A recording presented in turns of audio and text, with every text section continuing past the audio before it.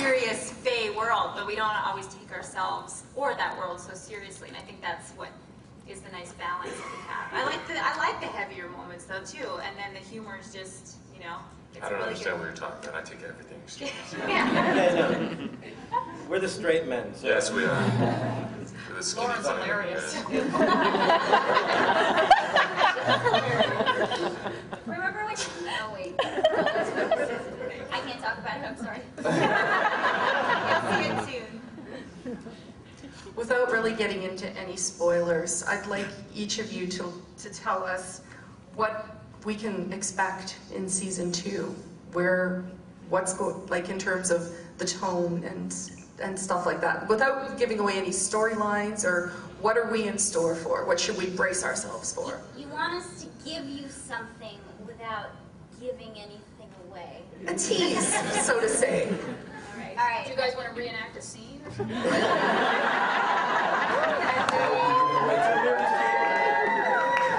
You can expect...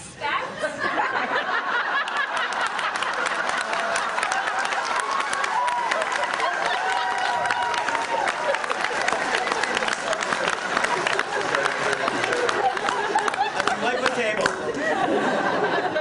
You can expect the unexpected. That's true.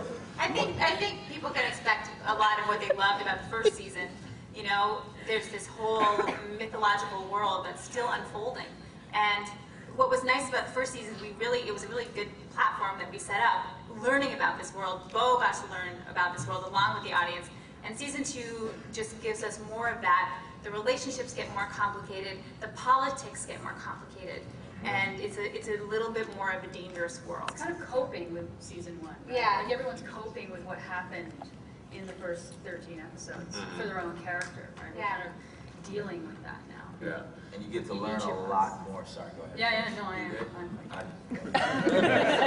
So you get to learn a lot more about the characters with regards to, you know, a little bit of backstory, just, you know, understanding where they come from, you know, what their thought process is, and damn, I hope I don't get fired for coming for saying that. No, that should be, yeah. Yeah, I think Zoe said it pretty well, where the first few episodes were really dealing with what happened in season 1. And you've probably seen the ads about Something Wicked This Way Comes, or whatever, you know, she's got the box. Basically, season 2, something is coming that we're all going to have to unite together and deal with. Can't say what that is. In fact, some of us don't even know yet. But well, you're the human doctor. You're always in the dark.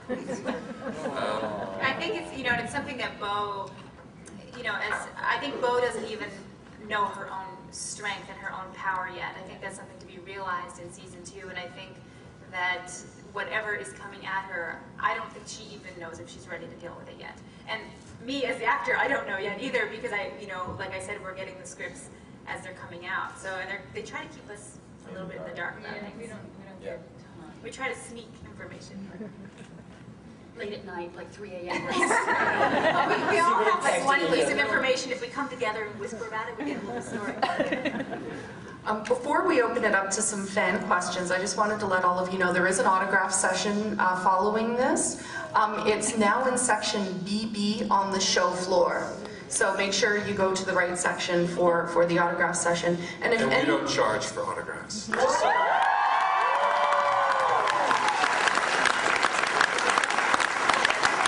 So I'm going to see if I can get this mic down here. So if any of you have any questions, if you just want to come over to the side here, you can use my mic here. Any questions from the fans?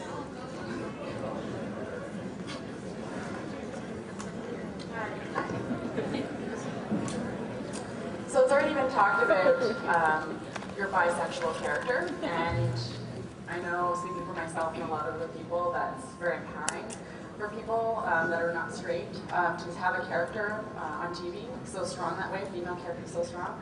And you talked a bit about, even on the panel today, about your attraction towards the character. So I wonder, I don't know if you're out in real life or not, and how you identify. but that's really empowering to a lot of people, and I know like Pride is growing in Canada, in smaller cities even. I've been part of a lot of that myself, and it's very exciting. And so question to you, Anna, and everyone else, but also Kenzie, we don't know much about your sexuality on the show. So I wonder if that gets revealed, if we're allowed to find out. I am a lesbian.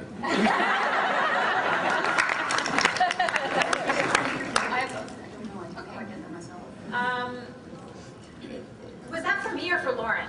Or for Zoe, I'm sorry. Okay. I don't know where to begin.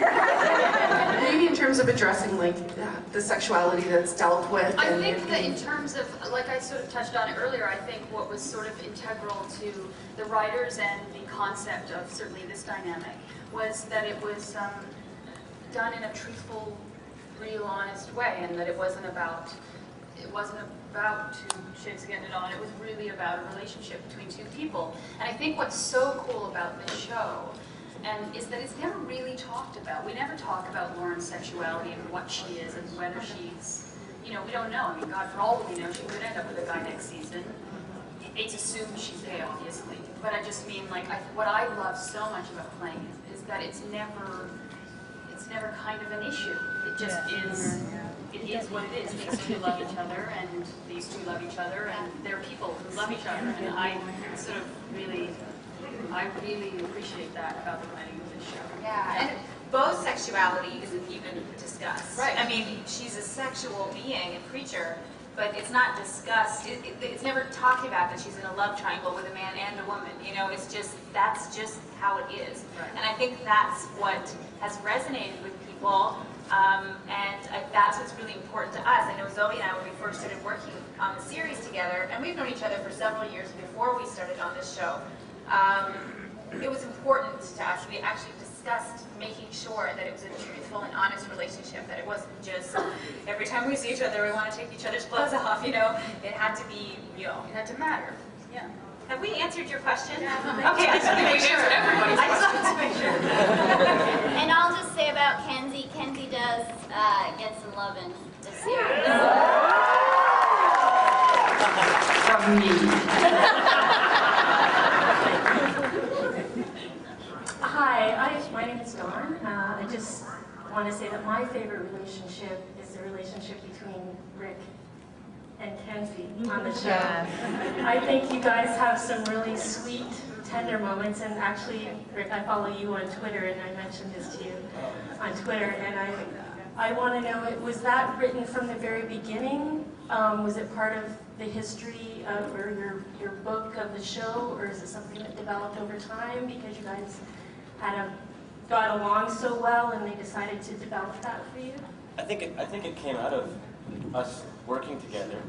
I don't think it was originally intended that they would have a strong relationship, but Yeah, like in the moment, we just kind of had these magical bonding moments, and I think they saw that and definitely wanted to use that and elaborate. yeah, like the episode last year where we had the South African bird that she could only see, and I had to help her to talk to her with me. That was like, we had the most fun, like 3 days in my dark, hot lair with a woman in a bird costume as well.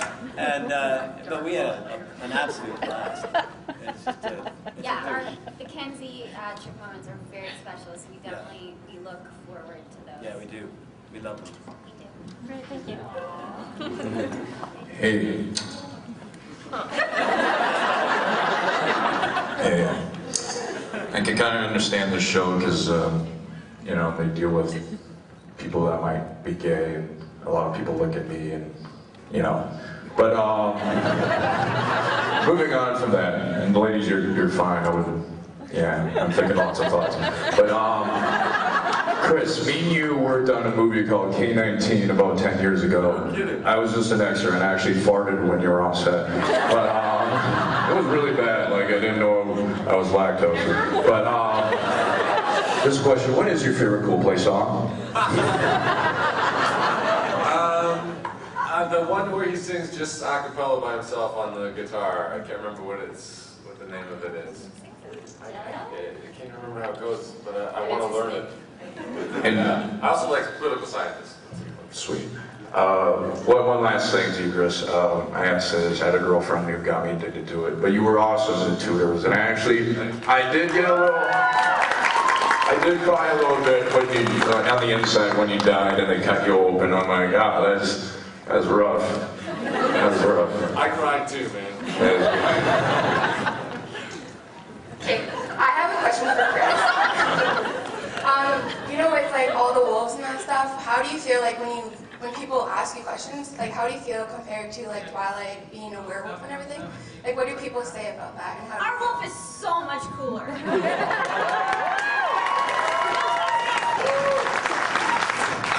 You know what? People never really ask me about the comparative between Twilight or anything like that. Dyson, sorry. Well, I'm the first then, that's good. I mean, Dyson, he's not a typical werewolf. We call him a shifter because in our sort of mythology, he's not the moon rises, he loses control of himself and he becomes this thing. So I've always approached him more as a sort of a shamanistic kind of shifter kind of character, and we're trying to incorporate this sort of spirituality into him this season. May have something to do with the storyline. And just to save my mom, like, we think you guys are really great, and Chris, you're really good looking. And you guys are all really, really good talented, and I think Anna, you were really, really pretty, and I like your character, Bo. And you guys are really amazing. I can't wait to see the next season. Thank you so much. We've got time for one more question. Okay, first of all, I wanted to say I love the fact that it's a Canadian show. I was wondering if any of the cast has read any of the works of Charles DeLint, who literally, when I read Charles DeLint first, I don't know if anyone in the audience knows what I'm talking about, but it is very, very similar. And I'm wondering if there's any chance that maybe he would be doing some writing for the show, because his characters are very similar. I have no idea. I'll have to check them out. Yeah, Canadian as well. So it's really wonderful. What kind of, is he writing novels, graphic novels? It's urban sci-fi fantasy, where the characters are exactly the same. There's the whole shamanistic layers, there's the fae and the underground. Charles DeLint. Yeah. Well, that wraps today's Lost Girl panel. Special thanks to our phenomenal cast, and thank you to all the fans for being here today. You rocked.